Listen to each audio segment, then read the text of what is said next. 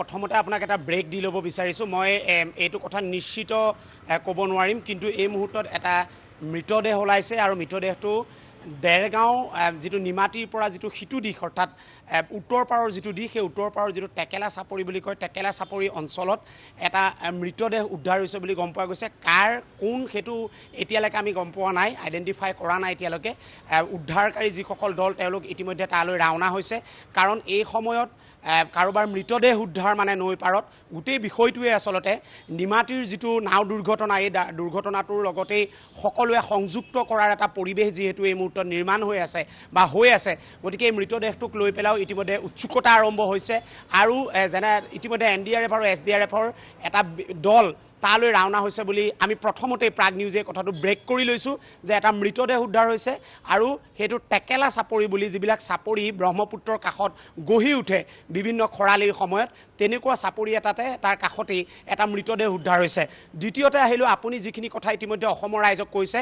একমাত্ৰ প্ৰাগ নিউজত আমি আপোনালোকক দেখুৱাইছোঁ প্ৰথমতেই যে 3খন FIR এই মুহূৰ্তত 3খন FIR পৰিছে আৰু আটাইতকৈ ডাঙৰ FIRখন মই এইভাবে কওঁ যে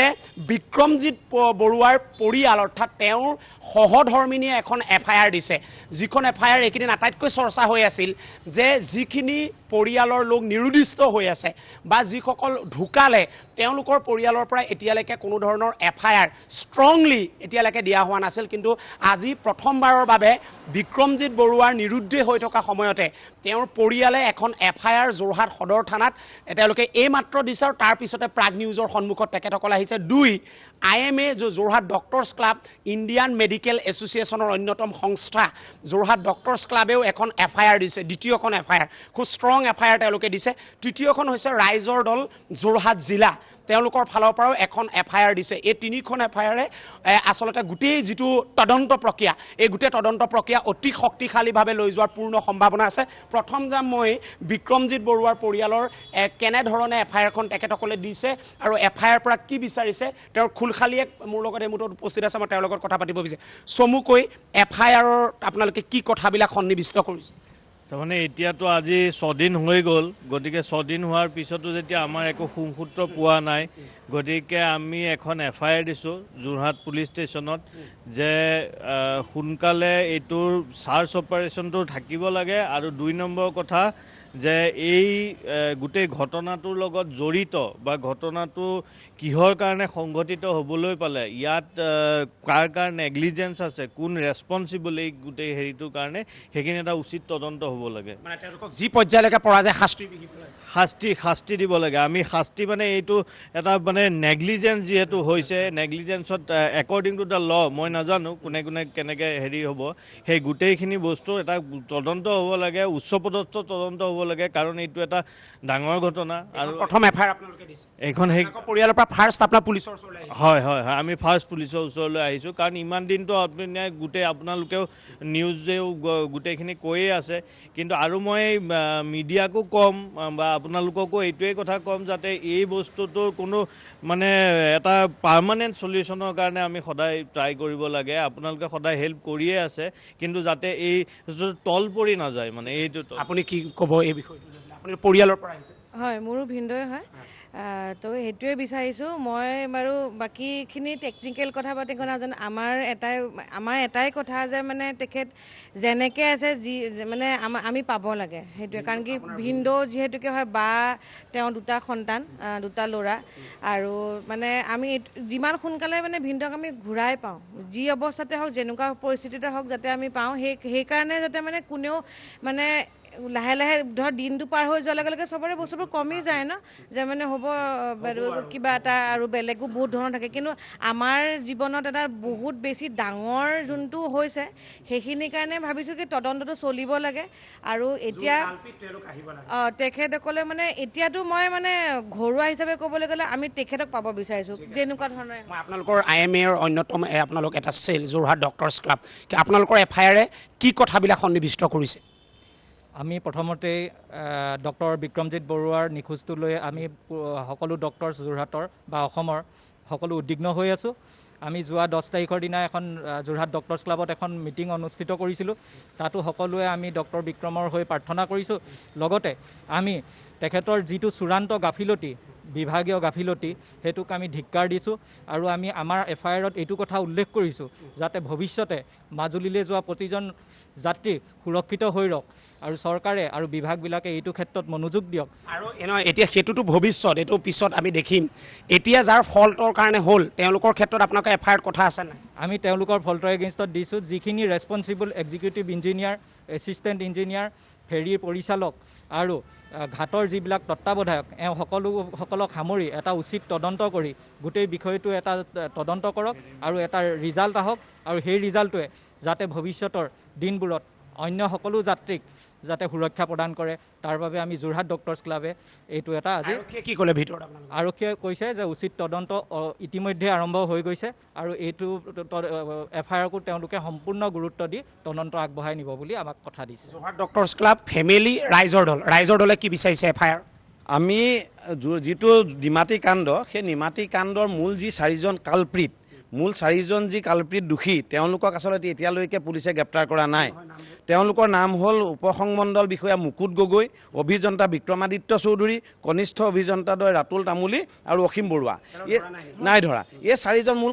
কালপ্ৰিট এই কাৰণেই, এই যে পানীৰাম কলিতা তেওঁ যে নাও এনেকুৱা দুৰ্বল নাও চলাবলৈ সুবিধা পাইছে এই 4জন ব্যক্তিৰ কাৰণে পাইছে আৰু চন্দ্ৰমোহন পাটোৱাৰীৰ কাৰণে পাইছে। চন্দ্ৰমোহন পাটোৱাৰী আচলতে পদত্যাগ কৰিব লাগিছিলে, নহ'লে যদি আমাৰ মুখ্যমন্ত্ৰীজন সৎ হয় তেতিয়াহ'লে চন্দ্ৰমোহন পাটোৱাৰীক তেওঁ পদবীৰ পৰা হটাব লাগিছিল, মন্ত্ৰিত্ব কাটিব লাগিছিল। কাৰণ গোটেই জল পৰিবহণ বিভাগটোত এটা চিণ্ডিকেট চলি আছে আৰু চিণ্ডিকেটটো নিমাতীত চলি আছে। নিমাতী তেওঁলোকে কি কৰে, ব্যক্তিগত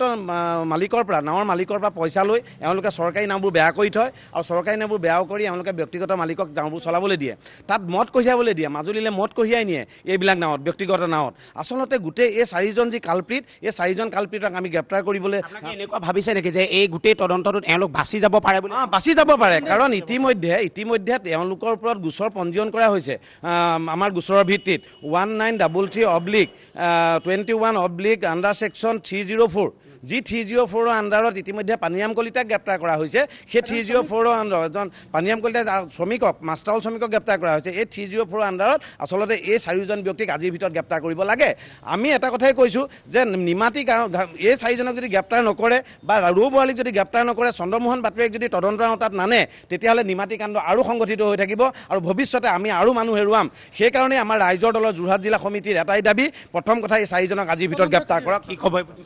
চাওক, তদন্তৰ খাতিৰত সাধাৰণ মানুহবিলাক ধৰি আনিছে। ৰৌ বৰালী, ইঞ্জিনিয়াৰ, SDO এইখিনিক গ্ৰেপ্তাৰ কৰিব লাগে, নহ'লে তথ্য প্ৰমাণ নষ্ট কৰিব। আমি সদৰ থানাক আজি স্পষ্টকৈ কৈ দিছোঁ যে ৰাইজৰ টকা আত্মসাৎ কৰি জনগণক ডিপ্ৰাইভ কৰিছে, গতিকে নন বেলেবল ছেকশ্যনত আইন কেছ ৰেজিষ্টাৰ হ'ব লাগিব। যদি নহয় ৰাইজৰ দলে তেতিয়াহ'লে গণতান্ত্ৰিক আন্দোলন কৰি হ'লেও এই মানুহকেইজনক নন বেলেবল ছেকশ্যনত হৈছে 304 নন বেলেবল ছেকশ্যন 10 years হয় তেওঁলোকৰ। মোৰ কথাটো হ'ল যে যিসকলক ধৰিব লাগে তেওঁলোকক ধৰিছে নাই ধৰিলে আচল কথাটো ওলাই পৰিব। কমিশ্যন কোনে খাই আছে? মন্ত্ৰীয়ে কমিশ্যন খাই আছে,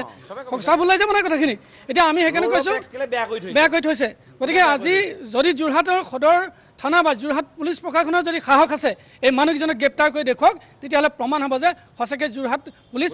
সৎ। মই 30 ছেকেণ্ড এটা লওঁ মূল ষ্টুডিঅ'ৰ পৰা। মই এটা কথা, আমি কালি অভিজ্ঞ লোকৰ লগত কথা পাতিছিলোঁ, কি নাই নাওখিনিত মই আকৌ এবাৰ কৈ দিছোঁ কেনেকৈ 2018 চনৰ পৰা নাও চলি আছে। ব্যক্তিগত যিবিলাক নাও আছে সেই নাওবিলাকৰ যদি এখন নাও পানীত নমাব খোজে বা তাক যদি জল পৰিবহণ বিভাগৰ অধীনত চলাব খোজে, তেতিয়াহ'লে কি লাগে অসমৰ ৰাইজে বুজি পাই লওক। আমি একদম ভিতৰৰ তথ্য আনিছোঁ। এক হ'ল নাওখন প্ৰথম পঞ্জীয়ন হ'ব লাগিব, ৰেজিষ্টাৰ। নাওখন পঞ্জীয়ন হ'ব লাগিব, সেই পঞ্জীয়ন 2018 পৰা বন্ধ হৈ আছে। মই আকৌ কৈছোঁ 2018 পৰা 19, 19 পৰা 20, 20 পৰা 21, 3 বছৰ বন্ধ হৈ আছে। পঞ্জীয়ন নাই, এই পঞ্জীয়ন নোহোৱাকৈ নাও চলাই আছে পানীৰাম কলিতা। নাওখনো পঞ্জীয়ন নাই। এতিয়াই কৈ দিছোঁ, তেওঁলোকক আমি প্ৰত্যাহ্বান জনাইছোঁ। পানীৰাম কলিতাৰ পত্নী এতিয়া বাহিৰত আছে। পানীৰাম কলিতাৰ পত্নীয়ে এখন পঞ্জীয়নৰ কাগজ আনি প্ৰাগ নিউজৰ কেমেৰাৰ আগত দিয়ক যে এইখন পঞ্জীয়নৰ কাগজ 2020-21। তেওঁলোকৰ ওচৰত পঞ্জীয়নৰ কাগজ নাই। পঞ্জীয়ন যেতিয়া পাব তাৰপিছত ড্ৰাইভিং লাইচেঞ্চ লাগে, ড্ৰাইভাৰজনৰ লাইচেঞ্চ লাগে, যিজন প্ৰশান্ত পাউগামক লৈ আহিছে। আমি এই মুহূৰ্তত প্ৰত্যাহ্বান জনাইছোঁ যে প্ৰশান্ত পাউগামৰ ড্ৰাইভিং লাইচেঞ্চখন আমাক দেখুৱাওক। এইখন ড্ৰাইভিং লাইচেঞ্চ, যিজনে সেইদিনাখনৰ নাওখন চলাইছিলে, যিখন কমলা, ড্ৰাইভিং লাইচেঞ্চ নাই। 3 নম্বৰ, নাওখনৰ ফিটনেছ থাকিব লাগে। আপুনি যি লাইফ বয় হওক লাইফ জেকেট হওক নাওখনৰ আচলতে বয়সৰ যিটো পৰিমাণ বয়সটো তাত জানিব লাগে কিমান আয়ুস হ'ল নাওখনৰ সকলো ফালৰ পৰা সুবিধা আছে নাই যাত্ৰী ইমান যাব পাৰে ইমান কঢ়িয়াব পৰা সুবিধা হয়নে নহয় এইটো ফিটনেছ বুলি কয় সেই ফিটনেছ কোনো এখন নাও 2018 চনৰ পৰা নাই 3 নম্বৰতে হ'ল ইঞ্চুৰেঞ্চ থাকিব লাগে যাত্ৰীযোগ নাও কোনো এখন নাওত ইঞ্চুৰেঞ্চ নাই কোনো এখন নাওত যাত্ৰী ইঞ্চুৰেঞ্চ নাই এতিয়া যে যাত্ৰী যি দুজন ঢুকালে তেওঁলোকে যদি ইঞ্চুৰেঞ্চ ক্লেইম কৰি নাপায় তেওঁলোকে যদি ইঞ্চুৰেঞ্চ ক্লেইম কৰে কেলে নাপায় নাওখনৰ ইঞ্চুৰেঞ্চ নাই এই 4খন নথি নথকাকে এখনো ব্যক্তিগত নাও কেতিয়াও আভ্যন্তৰীণ জল পৰিবহণ বিভাগে চলাব নোৱাৰে 1 ইঞ্জিনযুক্ত 2 ইঞ্জিনযুক্ত এইটো পিছৰ কথা এখনো নাও তাত চলাব নোৱাৰে কিন্তু এই 4টা বস্তু এক পঞ্জীয়ন registration 2 driving licence driver licence নাই আমি আকৌ কৈছোঁ প্ৰাগ নিউজে প্ৰত্যাহ্বান জনাইছোঁ এই যিসকলক ধৰি আনিলে তাৰ প্ৰশান্ত পাওগামৰ ড্ৰাইভিং লাইচেন্সখন দিয়ক এই পানীৰাম কলিতা নাওখনৰ পঞ্জীয়নৰ কাগজখন দিয়ক 2018 পিছত যিখন ৰিনিউৱে হওক লাগিলে 3 নম্বৰতে ফিটনেছৰ চাৰ্টিফিকেটখন আমাক দিয়ক যে এখন ফিটনেছ চাৰ্টিফিকেট 2020-21 উলিয়াইছোঁ আৰু ইঞ্চুৰেঞ্চটো দিয়ক আমাক যাত্ৰীযোগ নাওৰ ইঞ্চুৰেঞ্চ দিয়ক তেওঁলোকে ইঞ্চুৰেঞ্চ দিব নোৱাৰে কাৰণ এই 4টা